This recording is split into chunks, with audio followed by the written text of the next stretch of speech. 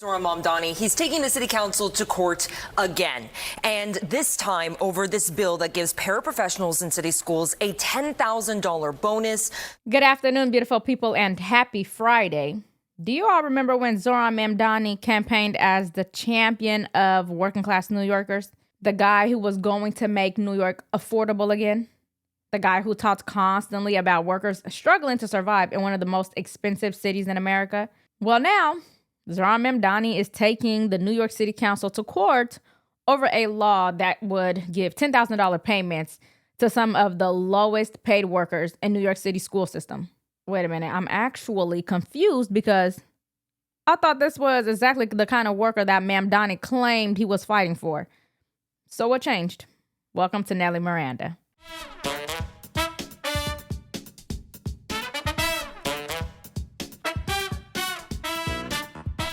Just so we are all on the same page, we're talking about school paraprofessionals, teaching assistants who often work directly with students with disabilities and other high-needs children. There are roughly 26,000 paraprofessionals working throughout the New York City's public schools. These are classroom workers helping some of the most vulnerable children in the school system, and according to reporting on this dispute, starting pay can be around $32,000 a year. $32,000 in New York City. So the city council unanimously passed legislation that would provide these workers with $10,000 payments. The legislation became law after Mamdani chose not to sign it, but also he didn't veto it, and now his administration is suing to stop it. And the worst part of all of this is Mamdani supported this idea when he was running for mayor. During the campaign, he pledged to support legislation providing more income for paraprofessionals. But don't take it from me. Let's hear from the man himself. Now, as the next mayor of this city, to work with the union to fully fund our public schools, to ensure that every dollar we win, be it in City Hall or in Albany, for the purpose of our education is actually going into our classrooms. I will be proud to continue to support the swift passage of Intro 1261, a piece of legislation introduced by Councilmember Keith Powers that addresses the fact that there are too many open positions right now for paraprofessionals across this city because that job simply doesn't pay enough. And I will be proud to continue to urge the need for us to take on Tier 6. And I don't just say that as a Tier 6 member myself. I say that because too often we ask ourselves questions that we know the answer to. Questions like, why can't we attract and retain teachers the way that we used to? We know the answer. We are forcing those same teachers to earn less and work longer. We are telling those teachers that the bargain they made so long ago to work in public service, to at least have the benefit of that public pension, is now being taken away from them. And I will go to Albany with that as a key part of my agenda, continuing to build on the work that has been done over these last few years, but not stopping until we finally deliver. Zohran Mamdani may not be true to his words, but I can tell you who is. Chapter. If you are 65 and up and are on Medicare, listen closely. You might be on a plan where you are A, either overpaying, or it simply isn't the best fit for your needs. There are so many different plans, coverage, and costs. And I am sure you guys try to do your research, but the government websites are so confusing. For only 20 minutes of your day, Chapter will walk you through all of your options and make sure that you are getting the best plan for your needs.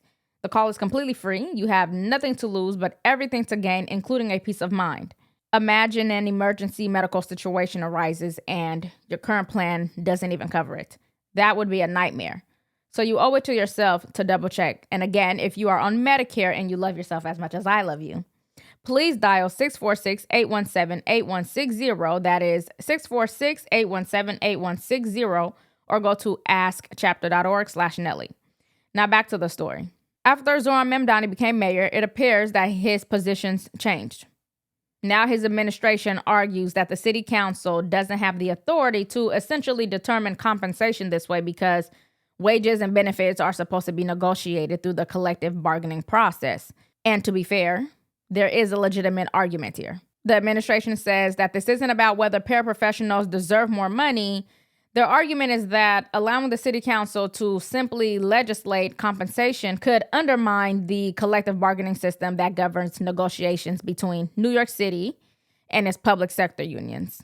A spokesperson for Mamdani's administration said that the city wants to permanently address the pay disparity through negotiations with the union. And critics of the council's legislation warns about the precedent. So New York City has nearly 150 bargaining units. If one union can go around the bargaining table and convince the city council to legislate additional compensation, then what stops every other union from doing the same thing? That is a legitimate question. But here's the political problem for Mamdani. You campaigned on this. You told voters you supported these payments. And now that you're actually responsible for managing New York City's budget and labor negotiations, suddenly the answer is, well, it is just a little bit more complicated than that. So let me sue you. Welcome to governing, I guess. And there is another enormous piece of the story, the price tag. The Citizens Budget Commission estimates the legislation could cost roughly $325 million. That is real money. And this is something that I've repeatedly said over and over about Mamdani's agenda. Campaign promises are incredibly easy when you are standing behind a microphone. Free this, subsidize that, raise wages, expand programs, make everything more affordable. But once you are sitting in the mayor's office, somebody eventually has to look at the numbers, and then suddenly those promises begin to collide with budgets, contracts, labor, and reality. The teachers' union isn't exactly buying Mamdani's explanation either. The United Federation of Teachers supported the legislation. Union President Michael Mulgrew has been extremely critical of the administration's position and previously threatened an all-out war if Mamdani tried to stop these payments. So think about the political irony here. Zohran Mamdani, the Democratic Socialist mayor who built his political identity around organized labor and working class affordability, is now in court fighting legislation backed by a major teachers union that would put $10,000 into the pockets of workers earning around $32,000 a year. I mean, you just could not write a better political plot twist, even if you tried. What is this? And I'm not even saying that the city's council's approach is necessarily good policy. There are legitimate concerns about collective bargaining, about the $325 million cost, and about what precedent that this creates for every other city union. But that is precisely the point. These concerns existed when Mamdani was campaigning too, but as we can see, it is much easier to promise workers more money when you're asking them for their vote than when you are the person responsible for finding the money. See, that's why voters must always pay attention to the difference between campaigning and governing. Mamdani sold himself as someone who understood the struggles of ordinary workers. Now, some of New York City's lowest paid education workers were supposed to receive $10,000, and his administration is suing to stop the law that gives it to them. I can't. So the question Mamdani needs to answer is this. If this was improper, unaffordable, or legally questionable, why did you support it when you were asking New Yorkers to elect you? However, we are not quite finished with Mamdani. Do you all remember his tax the rich scheme? Looks like it's running into another problem. And this time, homeowners are furious. New York City recently began rolling out its new pied-à-terre tax, basically an additional tax aimed at expensive properties that aren't being used as someone's primary residence. Mamdani celebrated the policy himself, saying earlier this summer, "I promised that we would tax the rich. Today, we are taxing the rich." When I ran for mayor, I said I was going to tax the rich. Well, today, we're taxing the rich. But there's one pretty big problem with his new pied-à-terre tax. Apparently, some of the people getting caught up in this rollout says that these properties are their primary homes. This pied-à-terre tax rollout has left thousands of New Yorkers confused, and the city council was set to grill the Mamdani administration over some of these questions from their constituents. But instead, the Mamdani administration was a no-show at this crucial city council oversight hearing. Now, take a look at this video here. You're going to see a row of empty chairs. That's where the Department of Finance Commissioner Richard Lee was supposed to testify on the city's rollout of the pied-à-terre tax. Instead, he submitted written testimony where he blamed an ongoing lawsuit over the rollout as to why he was not there in person. In response, City Council member Gail Brewer, who chaired the oversight hearing, submitted 11 pages of questions back to the Mamdani administration, saying that she expects everyone to be answered. Brewer emphasized that the hearing was not meant to challenge the pied-à-terre tax itself. Rather, it was meant to be a discussion on how the rollout has impacted New Yorkers. At a heated city council hearing Tuesday, homeowners showed up demanding answers after receiving notices suggesting that they could owe thousands of dollars and in some cases tens of thousands of dollars in additional taxes.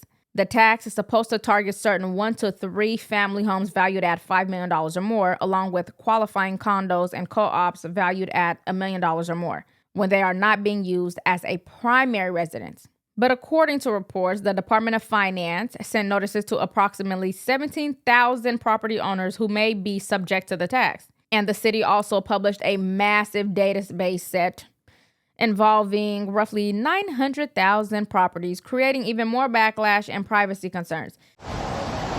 The pied-à-terre tax is meant to target homeowners who do not live in New York City full-time but own a luxury second home here worth more than $5 million or own a condo or co-op with a market value of more than $1 million. But as part of the rollout, the Mamdani administration claims that it was required to release the names and addresses of nearly 1 million properties in a searchable online database. It took days for the administration to clarify that only the 17,000 homeowners who received letters would actually be subject to the tax. Homeowners only have until September 18th to file for an exemption, and already more than 5,000 homeowners have submitted this paperwork saying they were wrongly targeted. A handful of homeowners have now also filed a lawsuit challenging the mayor's rollout of this tax. A separate group of homeowners held a rally on the steps of City Hall before the hearing. 17,000 New Yorkers, 17,000, received a letter and were told you are guilty until you are proven resident. They're scared, they're frustrated, and they don't know what to do because the city put the burden on them. And here's the part that makes this even worse. City council members wanted answers from the Mamdani administration at Tuesday's hearing, but unfortunately for them, administration officials did not show up, citing the ongoing litigation surrounding the tax. So council members were basically directing their questions towards empty chairs. It's incredible, isn't it? Your administration rolls out a controversial new tax. Homeowners say that they've been wrongly identified. People sue the city. Council members schedule an oversight hearing. And the people responsible for administering the program don't appear. This has been a terrible rollout. Obviously, there will be next year, but we have to fix this year. I have to tell you, people are really upset. We don't want to hear a press release from the administration or a talking point. We want to hear your error rate. How many New Yorkers did government unnecessarily frighten? How many hours did people collectively spend fixing something that City Hall could have gotten right beforehand? And yes, there is now an actual legal battle over this. A judge temporarily blocked the rollout earlier this month after homeowners sued, although an appeals judge subsequently allowed the city to continue implementing it while the litigation moves forward. Meanwhile, Mamdani's administration argues this tax is necessary revenue. The city expects it to generate at least $500 million every year. Money Mamdani says can help pay for things like schools, parks, and libraries. But this is exactly why I've been skeptical whenever politicians reduce complicated economic policies down to 3 little words: tax the rich. Because government still has to decide who qualifies. Government has to identify the properties correctly and administer the tax correctly. You cannot just slap a rich person label on somebody, send them a massive tax bill, and then tell them to figure it out. And with socialist candidates popping up across the country, we are going to see more of these ambitious economic agendas run headfirst into reality. So I highly doubt that this will be the last time we'll see something like this. But what are your thoughts? Are we starting to see the difference between campaigning on tax the rich and actually governing? Let me know your thoughts in the comments. And if you got any value from today's video, please make sure you like, share, and subscribe to support the channel. And ring the bell so you don't miss any future updates. Thank you all for watching, and I'll see you in the next one.